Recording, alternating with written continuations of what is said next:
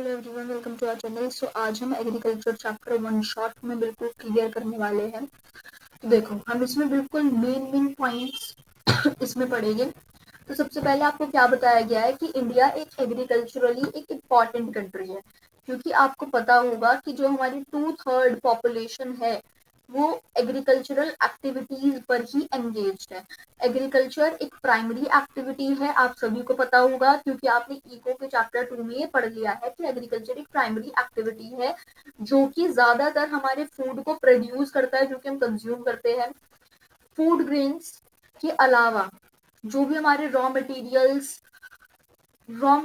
वगैरह भी यहीं पर ही प्रोड्यूस होते हैं कई सारी इंडस्ट्रीज के लिए। जैसे कि इंडस्ट्री में आपका शुगर बनना है, तो शुगर केन आपके कहाँ से आएगी? आपके एग्रीकल्चर से ही आएगी। तो क्या आप कुछ इंडस्ट्रीज का नाम बता सकते हैं जो कि एग्रीकल्चरल रॉ मटेरियल पर बेस्ड है? वो बेसिकली हो गई टी, कॉफी, स्पाइसेस। एक मिनट, क्या आप कुछ इंडस्ट्रीज का नाम बता सकते हैं जो कि एग्रीकल्चरल रॉ मटेरियल? हमने बता दिया जो शुगर इंडस्ट्री हो गई, ठीक है। अब हम देखेंगे कितने टाइप्स ऑफ फार्मिंग है। देखो, हमारी 3 टाइप्स ऑफ फार्मिंग हम इसमें पढ़ेंगे। एक हमारी आएगी सबसिस्टेंस फार्मिंग, दूसरा टाइप है कमर्शियल फार्मिंग। सबसिस्टेंस फार्मिंग में भी हम 2 टाइप पढ़ेंगे, प्रिमिटिव और intensive subsistence farming. Primitive subsistence farming क्या है वो देखते हैं। एग्रीकल्चर एक एज ओल्ड इकोनॉमिक एक्टिविटी है हमारी कंट्री की। कई सालों से जो कल्टीवेशन मेथड्स है वो बहुत ही सिग्निफिकेंटली चेंज होते हुए आए हैं उनके फिजिकल एनवायरनमेंट के कैरेक्टरिस्टिक पर। कैसे टेक्नोलॉजी यूज उसके अंदर हो रही है जो भी हम एग्रीकल्चर कर रहे हैं, और जो हमारी फार्मिंग है वो सबसिस्टेंस से कमर्शियल के टाइप में ही वैरी करती है। सबसिस्टेंस का मतलब सेल्फ कंजप्शन के लिए और कमर्शियल मतलब व्यापार करने के लिए। एट प्रेजेंट हमारे इंडिया के अंदर कई सारे जो different parts of the India the following farming systems are practised. ये फार्मिंग सिस्टम आपके बेसिकली होते हैं। प्रिमिटिव सबसिस्टेंस फार्मिंग पढ़ते हैं पहले। देखो, ये एक ऐसे टाइप ऑफ फार्मिंग है जो कि अभी भी कुछ एरियाज में, इंडिया के कुछ फ्यू पॉकेट्स ऑफ इंडिया में ये फार्मिंग होती है, प्रिमिटिव सबसिस्टेंस फार्मिंग। अब आपको वर्ड समझना पड़ेगा, प्रिमिटिव क्या है। प्रिमिटिव का मतलब होता है ट्रेडिशनल, मतलब हम पुराने तरीकों से अपने सेल्फ कंजप्शन के लिए, सबसिस्टेंस का मैंने पहले बता दिया, सेल्फ कंजप्शन, अपने सेल्फ कंजप्शन के लिए जब आप ट्रेडिशनली आप खेती कर रहे हैं, ठीक है, तो वो हो गई आपके primitive subsistence farming. So primitive subsistence agriculture is practised. Okay, so primitive subsistence agriculture क्या है? ये स्मॉल पैचेस ऑफ लैंड पर होती है और प्रिमिटिव टूल्स की मदद से ये होती है। ध्यान रखना है कैसे होते हैं प्रिमिटिव टूल्स। अब प्रिमिटिव टूल्स किस तरीके के? जैसे आपके पुराने टाइम में, मतलब जो आपके पुराने टाइम के किसान वगैरह यूज करते थे, जैसे कि हो दाऊ, डिगिंग स्टिक्स, ठीक है। हो कैसे होता है वो देखते हैं। देखो, इस तरीके से होता है आपका, ये है आपका हो, ठीक है। सो देखो, नेक्स्ट देखते हैं दाउ, डिगिंग स्टिक्स और फैमिली एंड कम्युनिटी लेबर। अब आप देखो, जब हम ट्रेडिशनली किसी भी चीज को कर रहे हैं और सिर्फ अपना सेल्फ कंजप्शन के लिए, तो यहाँ पर आपकी एक फैमिली ही उस खेत पर काम कर रही होती है।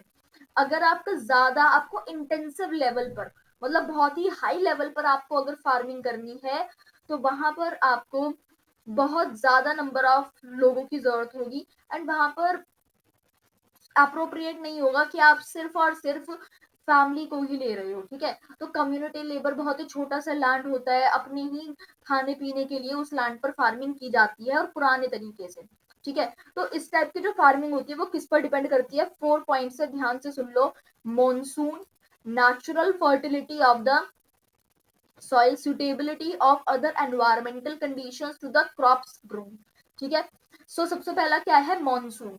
मॉनसून के कारण, अब आपका खुद का खेत है, आपके पास कोई भी इरिगेशन फैसिलिटीज नहीं है, कोई ऐसी आपके पास आर्टिफिशियल इंटेलिजेंस की कोई भी फैसिलिटी नहीं है, तो आप बारिश पर डिपेंडेंट रहोगे, मॉनसून पर डिपेंडेंट रहोगे। और जो आपकी सॉइल की नेचुरल फर्टिलिटी है, अगर देखो सॉरी, अगर आपकी अगर आपके पास आर्टिफिशियल इंटेलिजेंस से मतलब थोड़े से एडवांस लेवल के आप अगर फार्मिंग कर रहे होते, जैसे आप इरिगेशन यूज करते, आप सिंचाई के लिए कुछ भी किसी भी ट्यूबवेल से कुछ ऐसा कनेक्शन बनाते कि आप इरिगेट कर पाते अपने फील्ड्स को। लेकिन ये तो एक प्रिमिटिव तरीके से फार्मिंग को किया जा रहा है, तो सिर्फ और सिर्फ बारिश पर ही डिपेंडेंट रहते हैं। दूसरा, नेचुरल फर्टिलिटी।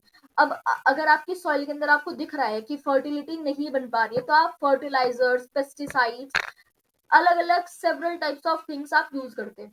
लेकिन अगर आपके पास नहीं है, आप प्रिमिटिव तरीके से फार्मिंग को कर रहे हैं, तो नेचुरल फर्टिलिटी जो सॉइल की खुद की जो नेचुरल जो फर्टिलिटी है वो उस पर डिपेंड रहेगी। और जो भी आपके एनवायरमेंटल कंडीशंस है वो सुटेबल, जो भी क्रॉप्स के लिए जो भी एनवायरमेंटल कंडीशन सुटेबल है, आप उस पे ही आपकी क्रॉप डिपेंड रहेगी।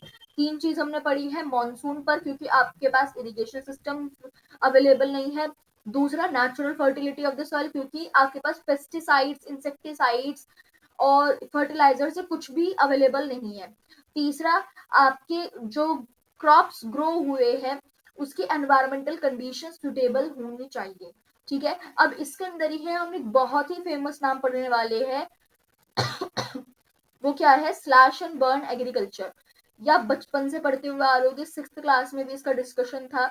तो देखो, स्लैश एंड बर्न एग्रीकल्चर क्या है, इस टाइम पर आपका एक लैंड है, उसके अंदर आप कुछ कुछ पैच ऑफ लैंड उसके ऊपर खेती करते हो, जो आपको दिखता है कि भाई हमारा जो खेत है उसकी फर्टिलिटी कम हो गई है, तो आप उसके ऊपर देखो, अब वो उसे जला देते हो, उस पैच ऑफ लैंड को जला देते हो। ठीक है, फिर फार्मर्स जब वो जल जाता है तो जो ऐश प्रोड्यूस होती है, जब देखो जलने से राख बनेगी, और जो राख है वो उस सॉइल को फर्टाइल बनाएगी। ठीक है, उपजाऊ बनाएगी उस सॉइल को। तो इस वजह से वो एक पैच ऑफ लैंड मतलब एक हिस्सा, जमीन के एक हिस्से को आग लगाते थे पहले। ठीक है, फिर उसके ऊपर जब वो फर्टाइल, दोबारा से वो सॉइल फर्टाइल हो गई, तब उस पर कल्टीवेट करते थे। इतने वो उस पर आग लग रही है, इतने वो जो ऐश है वो उसे फर्टाइल बना रही है, इतने दूसरे पैच ऑफ लैंड पर वो लोग फार्मर्स काम करते थे। देखो, इसीलिए इसे प्रिमिटिव सब्सिस्टेंस फार्मिंग के अंदर रखा गया है। ठीक है, तो रीड करते हैं एनसीईआरटी से भी। It is a slash and burn agriculture. Farmers clear a patch of land and produce cereals and other food crops to sustain their family. When the soil fertility decreases, जब भी soil की fertility decrease होती है, तो फिर जो farmers है वो shift करते हैं और फिर एक fresh patch of land को क्लियर करते हैं कल्टीवेशन के लिए। तो इस टाइप की जो ये शिफ्टिंग हो रही है, जो ये आपके नेचर में आपको शिफ्टिंग दिखती है, ये मदद करता है सॉइल की फर्टिलिटी को रिप्लेनिश करने में। ठीक है, नेचुरल प्रोसेस के थ्रू। ठीक है, लैंड प्रोडक्टिविटी, इस टाइप ऑफ एग्रीकल्चर में जो लैंड प्रोडक्टिविटी है वो कम होती है, क्योंकि जो फार्मर है वो फर्टिलाइजर या फिर कोई भी मॉडर्न इनपुट्स को यूज नहीं करता है। इस पॉइंट को समझते हैं। अब देखो, इसके अंदर जो आप फार्मिंग कर रहे हैं, ठीक है, ट्रेडिशनल मेथड से आप कर रहे हैं, तो आपके एक इतना ही अमाउंट ऑफ, एक फिक्स्ड अमाउंट ऑफ आपके पास लैंड है, और आप उसे प्रिमिटिव तरीके से उसके ऊपर फार्मिंग कर रहे हैं। तो जब आप उसके अंदर कोई भी फर्टिलाइजर यूज नहीं कर रहे हैं, तो इस वजह से जो आपकी लैंड की प्रोडक्टिविटी होगी, मतलब जो आपकी फसल उगेगी, वो रिलेटिवली आपकी लो होगी, क्योंकि उसके अंदर आपने ना ही कोई फर्टिलाइजर डाला है कि वो बढ़े, कि सॉइल की फर्टिलिटी बढ़ाने के लिए आपने कुछ किया है। मॉनसून पर आप डिपेंडेंट थे इरिगेशन के लिए।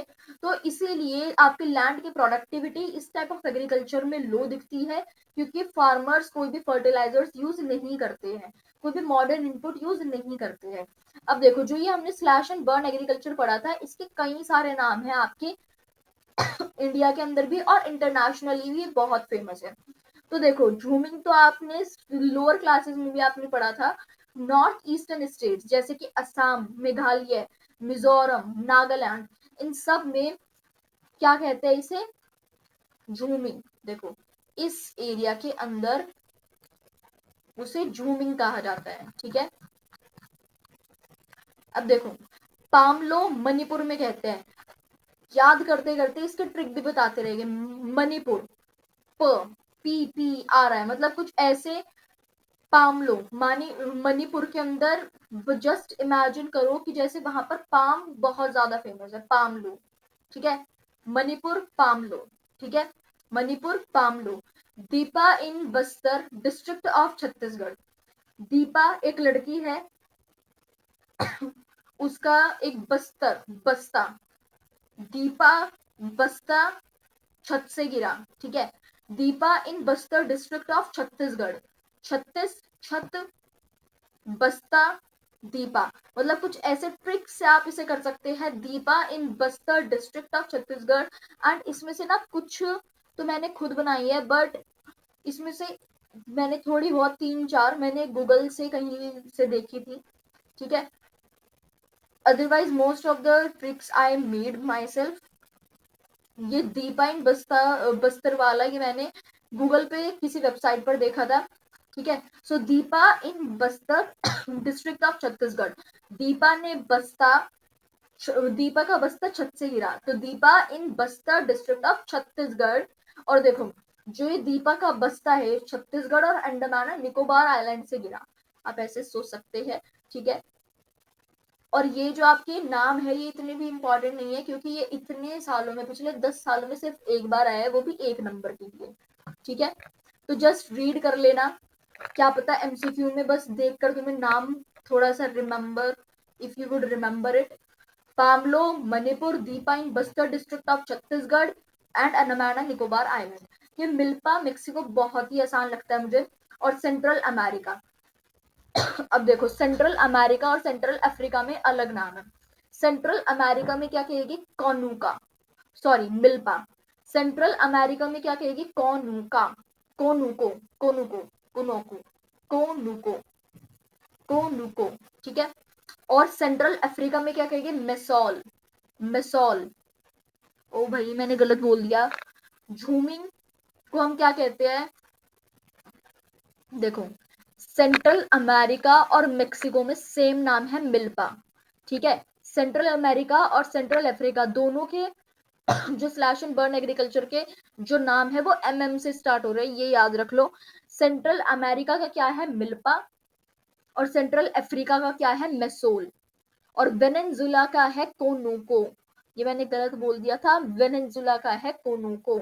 और ब्राजील रोको, रोका, रोका, ठीक है। Ladang Indonesia, ladang Indonesia. India के अंदर प्रिमिटिव फॉर्म ऑफ कल्टीवेशन बेवाड़ और दहिया, मध्य प्रदेश में कहते हैं बेवाड़ और दहिया, ठीक है। मध्य प्रदेश, पोदू पेंदा, पोदू पेंदा, पोदू पेंदा। ये आंध्र प्रदेश में कहते हैं पामा डाबी कोमान ब्रिंगा, पामा डाबी कोमान ब्रिंगा, उड़ीसा। कुमारी वेस्टर्न घाट में, वालरे और वालतरे ये राजस्थान में, खिल हिमालय में, कुरुबा झारखंड में, और झूमिंग नॉर्थ ईस्टर्न। बस इसे ना 3-4 बार पढ़ लेना, otherwise these are not so important. और हम जो भी चैप्टर करते रहेंगे उसके फिगर भी देखते रहेंगे साथ के साथ। देखो यहाँ पर क्या दिया हुआ है, ये आपकी शिफ्टिंग कल्टीवेशन को शो कर रहा है, देखो ये आपकी शिफ्टिंग कल्टीवेशन। इस लैंड को आग लगा दी, फिर यहाँ पर आपकी खेती करेंगे।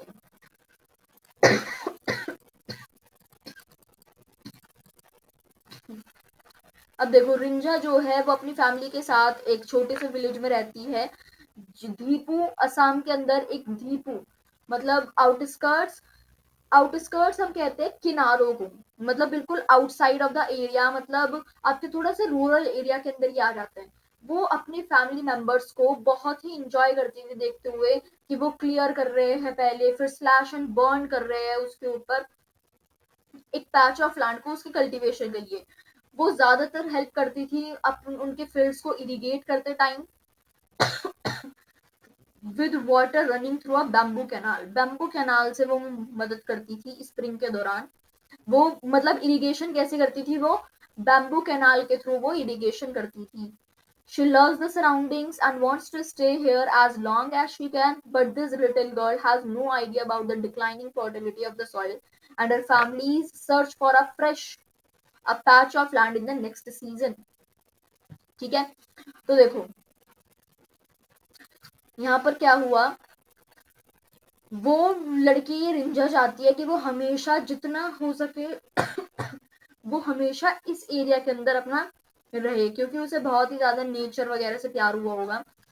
ठीक है, अब आपका क्वेश्चन पूछा गया है, can you name the type of farming Rinjha's family is engaged in. अभी अभी हमने पढ़ा है स्लैश एंड बर्न एग्रीकल्चर में वो एंगेज्ड है, क्योंकि देखो स्लैश एंड बर्न में ही वो ये केस स्टडी में आपसे पूछा जा सकता है, लेकिन मुझे नहीं लगता कि इतना आसान क्वेश्चन वो पूछेगी, because CBSE has a lot of questions to ask. Can you enlist some crops which are grown in such farming. हमें कुछ ऐसे क्रॉप्स के नाम बताने हैं जो कि स्लैश एंड बर्न फार्मिंग में उगते हैं। देखो इसके अंदर कई सारे नाम आ जाएंगे, जैसे कि आपका आ सकता है राइस, मेज, आपके कैश क्रॉप्स जैसे कि cotton, ginger, linseed, rape seeds, sesame, pineapple, jute. आप कोई भी 3-4 याद रख लो, जैसे याद रख सकते हो आप जूट, पाइनएप्पल, सोयाबीन, पोटैटो, ये याद रख लो। ठीक है, अब इंटेंसिव सब्सिस्टेंस फार्मिंग देखते हैं ये क्या है। अब देखो प्रिमिटिव का थोड़ा सा उल्टा है ये इंटेंसिव सब्सिस्टेंस। उसके अंदर हम प्रिमिटिव टूल्स का यूज करते थे और ये एक छोटे लेवल पर होता था प्रिमिटिव सब्सिस्टेंस फार्मिंग। लेकिन इंटेंसिव सब्सिस्टेंस फार्मिंग तब होता है, ये एक ऐसी टाइप ऑफ फार्मिंग है जो कि बहुत हाई पॉपुलेशन के प्रेशर, मतलब हाई पॉपुलेशन प्रेशर, मतलब कुछ ऐसे हाई पॉपुलेशन वाले एरिया में ये ऐसी फार्मिंग होती है। ये एक लेबर इंटेंसिव फार्मिंग है जहाँ पर लेबर बहुत ज्यादा होते हैं। Where high doses of biochemical inputs, मतलब ज्यादातर बायोकेमिकल इनपुट्स को डाला जाता है और इरिगेशन को हायर प्रोडक्शन के लिए ऑब्टेन करते हैं। क्या आप कुछ इंडिया की स्टेट्स का नाम दे सकते हैं जो कि ऐसी फार्मिंग में एंगेज्ड है। तो ये तो हो जाएगा वेस्ट बंगाल, केरला, तमिलनाडु और Andhra Pradesh.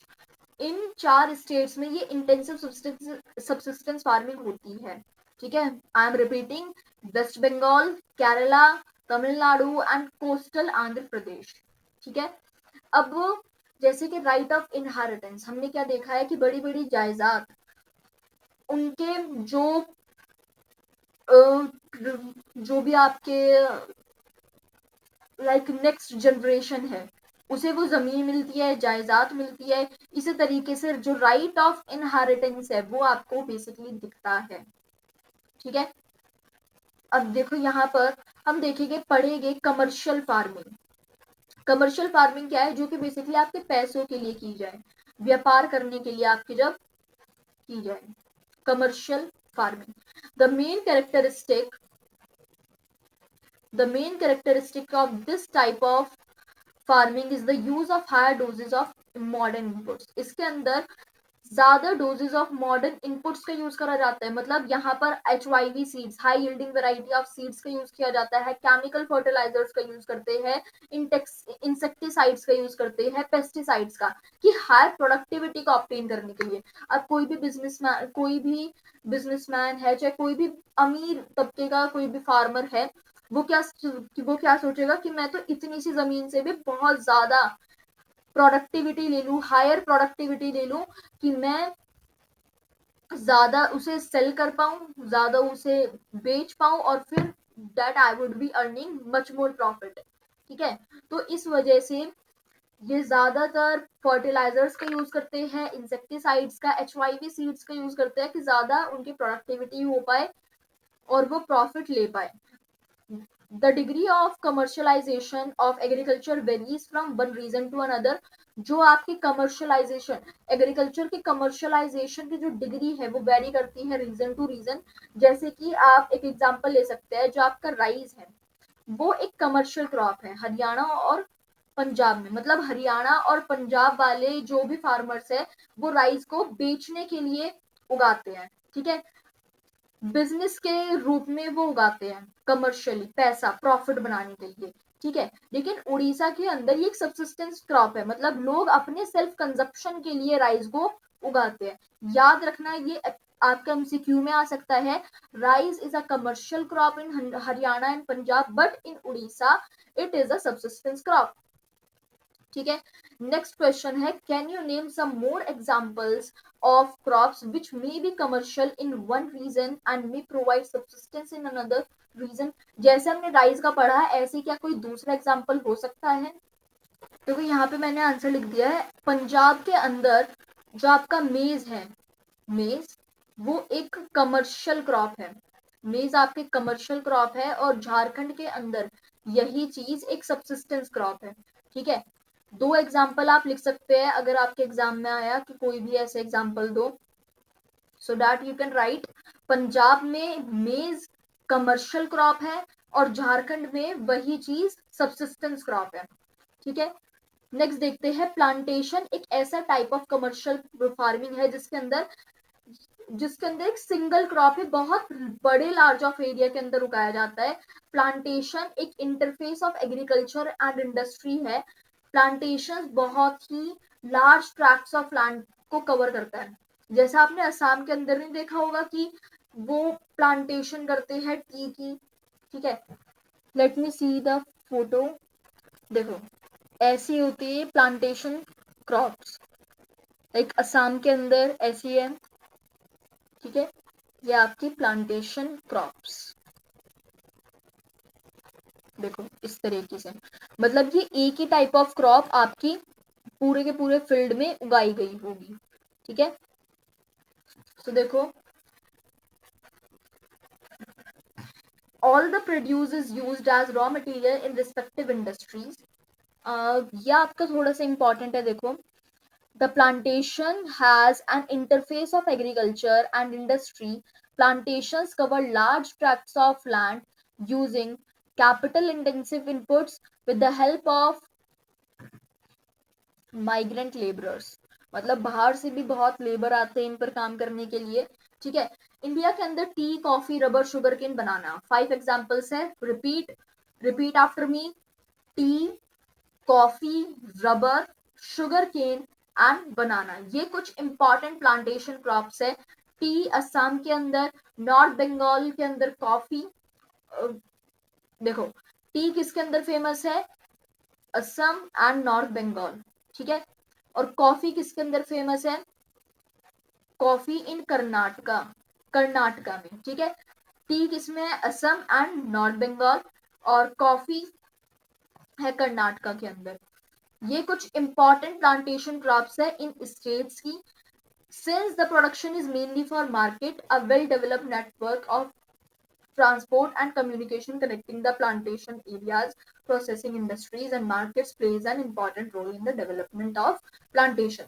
Question will be asked to you, like who plays an important role in the development of plantation. So only you have to write that a well-developed network of transport and communication connecting the plantation areas, processing industries and markets play an important role in the development of plantations. So here is the picture, banana plantation in southern part of India. बनाना की किस तरीके से plantation होती है India के southern part, मतलब केरला वगैरह में भी आपने देखा होगा, because those people eat on the leaf of बनाना। ठीक है। बैम्बू प्लांटेशन नॉर्थ ईस्ट के अंदर ये रहे। ठीक है। चलिए नेक्स्ट पढ़ते हैं, क्रॉपिंग पैटर्न। आप देखो लोअर क्लासेस में आपने सिर्फ इतना पढ़ा है, रबी एंड खारिफ, रबी खारिफ एंड जेड। ठीक है। अब इसका क्रॉपिंग पैटर्न देखो, हमने फिजिकल डाइवर्सिटीज और प्लुरैलिटी हमारे कल्चर के लिए में पढ़ी है, लेकिन हमें एग्रीकल्चर में भी भाई इतनी ज्यादा डाइवर्सिटी मिल जाएगी हमारी कंट्री के क्रॉपिंग पैटर्न्स में। अब कई तरीके के टाइप्स ऑफ फूड है, फाइबर क्रॉप्स है, वेजिटेबल्स है, फ्रूट्स, स्पाइसेस, कॉन्डिमेंट्स है, जो कि कुछ इंपॉर्टेंट क्रॉप्स हमारी कंट्री के अंदर ये उगती हैं। अब इंडिया की 3 क्रॉपिंग सीजन्स है, रबी, खरीफ एंड जेड। रबी क्रॉप्स जो है वो आपके विंटर के अंदर उगती है, अक्टूबर टू नवंबर। अक्टूबर टू दिसंबर। देखो याद रखो, रबी ठंड के टाइम पर, अक्टूबर से दिसंबर के टाइम पर हमारा ठंड का मौसम रहता है। और फिर अब देखो, अब ये उगेगी, इस टाइम पे तो इनके बीज बो जाते हैं। तो लगभग किसी बीज, कोई भी जब बीज बोते हैं तो उसे कितने महीने लगते हैं उगने के लिए? 6 महीने लग रहे हैं। ठीक है, आपने ये चीज देख सकते हो, कोई चीज अगर कोई क्रॉप अक्टूबर में उग रही है तो उसे 6 महीने लग रहे हैं तैयार होने के लिए, तो वो अप्रैल में हार्वेस्ट होगी। और जो चीज दिसंबर में उग रही है वो आपके जून में हार्वेस्ट होगी। फिर मतलब कुछ ऐसे आपके 6 से 7 महीने में क्रॉप्स उग जाती है। तो इसलिए रबी क्रॉप्स कब उगती है? विंटर के टाइम पर, अक्टूबर टू नवंबर। और फिर हार्वेस्ट कब होती है? हार्वेस्ट आपकी फिर गर्मियां आ जाएगी 6 महीने में तो। ठीक है, तो हार्वेस्ट कब होगी? अप्रैल टू जून में। अब कुछ important rabi crops, examples are must, you need to learn 2 to 3 examples of each. नहीं तो आपको सारे याद कर लो, क्योंकि एमसीक्यूज में कैसे आ सकता है कि वीट इज डैश क्रॉप। अब आपको नहीं पता होगा कि रबी है, खरीफ है कि जैद है। ठीक है, अब वो इंपॉर्टेंट रबी क्रॉप्स क्या है? वीट, बार्ले, पीज, ग्राम और मस्टर्ड। 5 ही है, repeat after me. Wheat, barley, peas, gram, mustard. जो ये क्रॉप्स है ये लार्ज पार्ट्स ऑफ इंडिया में उगाई जाती है। नॉर्थ और नॉर्थ वेस्टर्न पार्ट्स में, पंजाब, हरियाणा, हिमाचल प्रदेश, जम्मू कश्मीर, उत्तराखंड, उत्तर प्रदेश। अब देखो यहाँ पर देखो कहाँ कहाँ ये उगती है। जो ये हमारी रबी क्रॉप है ये उग रही है नॉर्थ और नॉर्थ वेस्टर्न पार्ट में।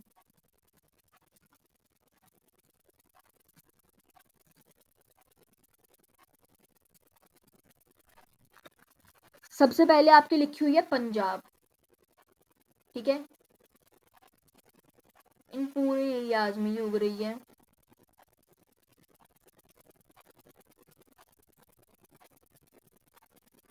कुछ ऐसे एरियाज में देखो, पंजाब, हरियाणा, हिमाचल प्रदेश, जम्मू कश्मीर, उत्तराखंड। आपको क्या याद रखना है? मैप तो आपके पेपर में मिलेगा ना। स्टेट्स आपको मस्ट, बिल्कुल जरूरी है कि आपको स्टेट्स तो याद ही हो। तो आपको क्या करके आना है?